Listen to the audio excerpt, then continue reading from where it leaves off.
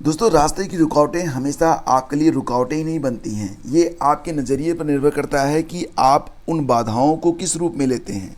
अगर आपको लगता है कि जो आपकी मुश्किलें हैं, जो आपकी परेशानियां हैं, वो आपको आगे नहीं बढ़ने देंगी तो नहीं बढ़ने देंगी।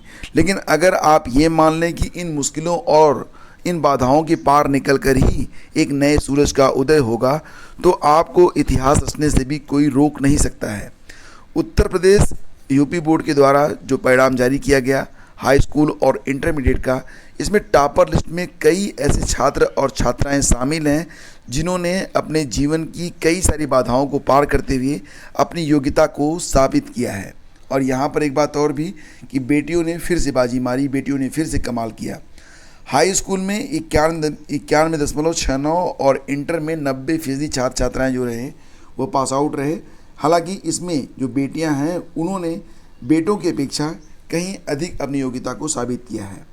और एक बार फिर ये साबित हो गया कि आपको आगे बढ़ने में संसाधन नहीं बल्कि आपकी बाधाएं ही आपके लिए मोटिवेशन का काम करती हैं। तो यहाँ पर आप देख सकते हैं कि हौसले और मेहनत ने आसान बना दी कठिन राहें। टॉपर्स में ऑटो चालक, वेल्डर के बच्चे, तो सफाई कर्मी की बेटी भी शामिल है। मुश्किलें तमाम हों मगर हौसले और मेहनत का साथ मिल जाए तो मेधा अपनी राह बना ही लेती है। सीतापुर की शीतल वर्मा ने 96.83% के साथ हाई स्कूल में छठा स्थान हासिल किया है। पिता सुरेश वर्मा सफाई कर्मी हैं। शीतल अपनी कामयाबी का श्रेय उन्हें ही देती हैं। हाई स्कूल में तीसरा स्थान हासिल करने वाले कन्नौज के अनिकेत शर्मा के पिता अनूप शर्मा वेल्डिंग की दुकान चलाते हैं। कभी कोचिंग और ट्यूशन का सहारा न लेने वाले अनिकेत आईएएस अफसर बनना चाहते हैं। नौवां स्थान हासिल करने वाली कानपुर की नैन्सी वर्मा के पिता सुनील वर्मा ऑटो चलाते हैं। बिना कोचिंग के कमाल करने वाली नैन्सी आईपीएस अफसर बनना चाहती हैं। और इंटर में दूसरा स्थान पाने वाले बाराबंकी के योगेश प्रताप सिंह के पिता राजेंद्र प्रताप सिंह बटाई पर खेती करते हैं। आर्थिक दिक्कतों के बावजूद योगेश ने हार नहीं मानी और कामयाबी हासिल की है। और इसके बावजूद अगर आप देखेंगे तो टॉपर लिस्ट में पहले स्थान पर रहे प्रिंस पटेल एक किसान परिवार से आते हैं। हाई स्कूल में किसान के बेटे प्रिंस पटेल ने 97.68% अंकों के साथ टॉप किया है। इंटरमीडिएट में दिव्यांशी 95.40% के साथ टॉप पर रही हैं। दिव्यांशी कारोबारी परिवार से आती हैं। खास बात यह है कि दोनों टॉपर फतेहपुर के रहने वाले हैं। तो आज के अखबारों में इनकी विजय गाथाओं के बारे में आप बहुत कुछ पढ़ेंगे, आपको बहुत कुछ मोटिवेशन मिलेगा।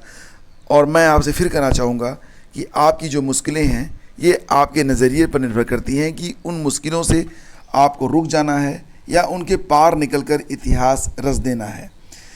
इंटरमीडिएट और हाई स्कूल के जो परिणाम हैं अगर उस पर एक नज़र डालें तो इंटरमीडिएट में कुल रजिस्ट्रेशन हुए थे 24,10,971। इसमें परीक्षा में शामिल हुए 22,37,578 और उत्तीर्ण हुए हैं कितने 19,09,249। पासिंग परसेंटेज रहा 85.33%। और अगर देखा जाए तो 2020 की तुलना में ये जो रिजल्ट है ये 10.70% ज़्यादा है, तो 2019 की अपेक्षा तो 15.27% ये अधिक है। और इसी के साथ अगर देखें हाई स्कूल में तो 27,81,645 रजिस्ट्रेशन हुए थे। 25,20,634 परीक्षा में शामिल हुए। उत्तीर्ण हुए हैं 22,22,745। पासिंग परसेंटेज है 88.18। तो पिछले साल की अपेक्षा 2020 की अपेक्षा 4.87% की वृद्धि हुई।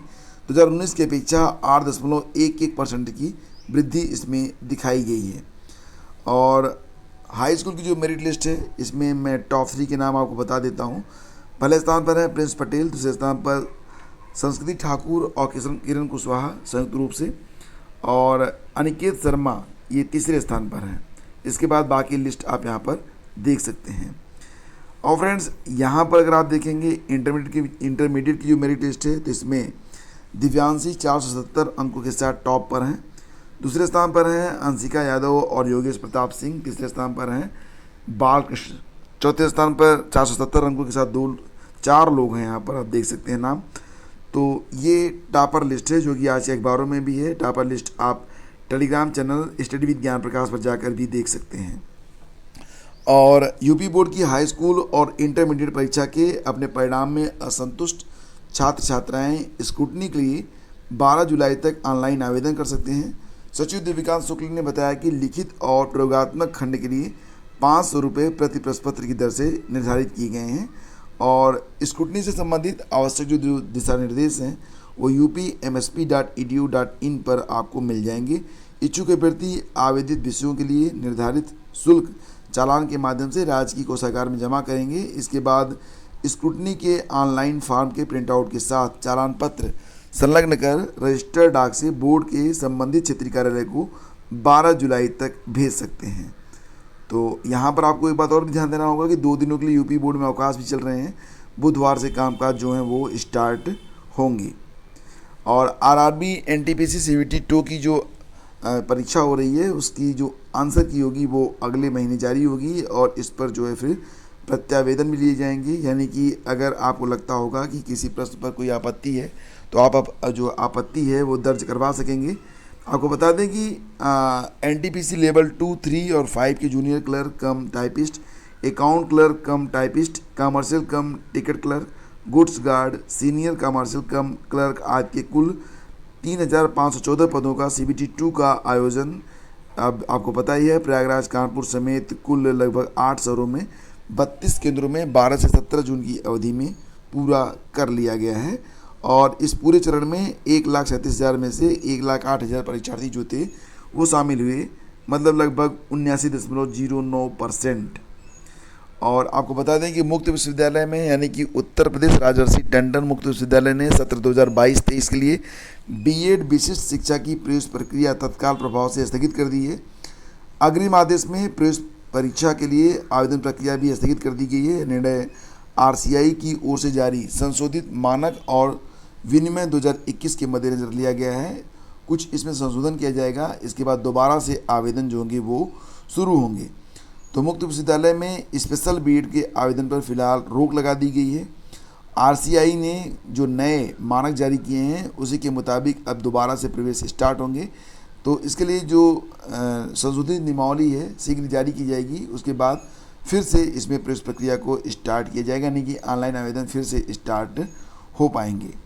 चलिए फ्रेंड्स आगे बढ़ते हैं, चलते हैं अगली खबर पे। तो बिहार लोक सेवा आयोग के द्वारा एग्ज़ाम कैलेंडर जारी कर दिया गया है। इसमें जो PCS की परीक्षा है ये अगस्त के अंतिम सप्ताह में करवाई जाएगी, ऐसा लिखा गया है। डेट डिक्लेयर नहीं किया गया है। और बाल विकास परियोजना अधिकारी मुख्य लिखित परीक्षा होगी अक्टूबर में। सहायक अंकेक्षण अधिकारी प्रारंभिक प्रतियोगिता परीक्षा होगी अगस्त में ही। इसके अलावा जो अन्य परीक्षाएं हैं वो आप यहाँ पर देख सकते हैं। और अभी इसमें कोई भी डेट नहीं है और ये भी कहा गया है कि अपरिहार्य कारणों से ये जो महीने यहाँ पर डिक्लेयर किए गए हैं इसमें बदलाव भी हो सकता है। तो ये एक टेंटेटिव डेट जो है आपको दे दी गई है कि आपकी परीक्षा कब तक संभव है और कब करवाई जा सकती है। UPSSSC ने जूनियर असिस्टेंट और कनिष्ठ लिपिक भर्ती का परिणाम जो है जारी कर दिया है। 14 विभागों के लिए 535 पदों पर कनिष्ठ सहायक और कनिष्ठ लिपिक का चयन किया गया है। आयोग के सचिव अवनीश सक्सेना ने बताया है कि 16 विभागों में 548 कनिष्ठ सहायक और कनिष्ठ लिपिक पदों के लिए भर्ती परीक्षा हुई थी।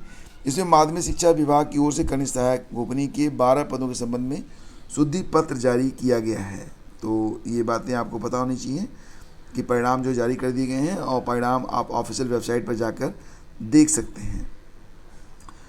और देखिए यहाँ पर बताया गया है कि दक्षिण पश्चिम भारत में भी विरोध, बिहार के 15 जिलों में इंटरनेट बंद।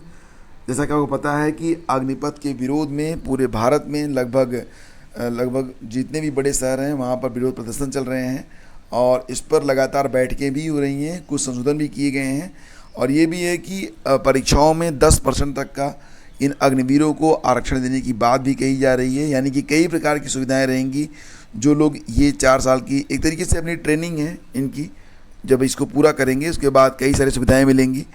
तो सेना भर्ती की अग्निपथ योजना के खिलाफ देश भर में जारी विरोध की आंच उत्तर भारत से आगे बढ़कर दक्षिण में कर्नाटक, केरल और पश्चिम में गुजरात और महाराष्ट्र तक पहुंच गई है। सभी राज्यों में कई जगह युवाओं ने सड़क पर उतरकर अपना विरोध दर्ज कराया है।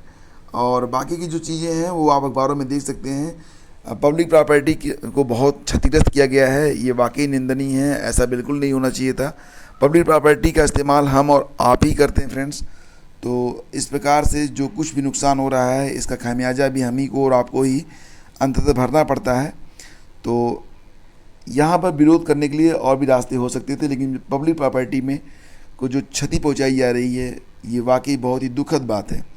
अग्निवीरों को आसानी से कर्ज राज्य सरकारों में नौकरियों समेत कई अन्य सुविधाएं मिलेंगी। यहाँ पर आप देख सकते हैं कई राज्य सरकारों ने घोषणा कर दी है कि अपनी पुलिस सेवा की भर्ती में वे अग्निवीरों को प्राथमिकता देंगे। और शिक्षा मंत्रालय ने तय किया है कि सेवारत अग्निवीरों के लिए 3 वर्षीय दक्षता आधारित स्नातक पाठ्यक्रम शुरू किया जाए जो कार्यकाल के दौरान मिले प्रशिक्षण को मान्यता देगा। इससे असैन्य क्षेत्र में विभिन्न रोजगार हासिल करने में आसानी होगी। केंद्रीय खेल मंत्री अनुराग ठाकुर ने बताया कि शारीरिक शिक्षा शिक्षक और खेल प्रशिक्षकों के पद पर भी प्राथमिकता देने पर विचार चल रहा है। तो कई सारी सुविधाएं यहाँ पर अग्निवीरों को मिलेंगी, लेकिन फिर भी इस बात को जो भावी अग्निवीर हैं मान नहीं रहे हैं। और सबसे बड़ी बात यह है कि जो पब्लिक प्रॉपर्टी जलाई जा रही है, जो नुकसान क्षतिग्रस्त उनको किया जा रहा है, ये वाकई बहुत ही दुखद बात है, बहुत ही आत्मिक कष्ट होता है। और साल के अंत तक 2022 के अंत तक आपको जो है 20 से 25 शहरों में 5G सेवा मिलनी स्टार्ट हो जाएगी। तो यहाँ पर देखिए, अगर आप मोबाइल फ़ोन ख़रीदने वाले हैं और काफ़ी कास्टली मोबाइल फ़ोन लेने वाले हैं, 4G लेने वाले हैं, तो कोई दिक्कत नहीं। 4G फ़ोन तो अभी भी 3-4 साल तक अपनी सेवा देते रहेंगे, कोई दिक्कत नहीं आने वाली है। लेकिन अगर आप 5G मोबाइल लेना चाहते हैं तो मैं तो आपको सलाह दूंगा कि अभी आप थोड़े समय रुकिए, बैंड को क्लियर होने दीजिए कि आपको कौन सी बैंडविड्थ पर 5G सेवाएं मिलने वाली हैं। पता लगा कि आप जो मोबाइल फ़ोन ख़रीद कर ले आए हैं उस बैंडविड्थ पर 5G रिलीज ही नहीं होगा, तो फिर आपका फ़ोन 5G होते हुए भी काम नहीं करेगा, 4G फ़ोन ही बना रहेगा। और डाटा की जो दरें रहेंगी ये दुनिया में सबसे कम बनी रहेंगी। अवांछित काल से आपको राहत भी जल्द देने की बात यहाँ पर कही गई है। तो फ्रेंड्स, ये थी आज की पूरी अपडेट। और अगर ये सेशन आपको अच्छा लगा है तो प्लीज़ इसे लाइक और शेयर ज़रूर कीजिएगा। बहुत बहुत धन्यवाद, थैंक यू सो मच।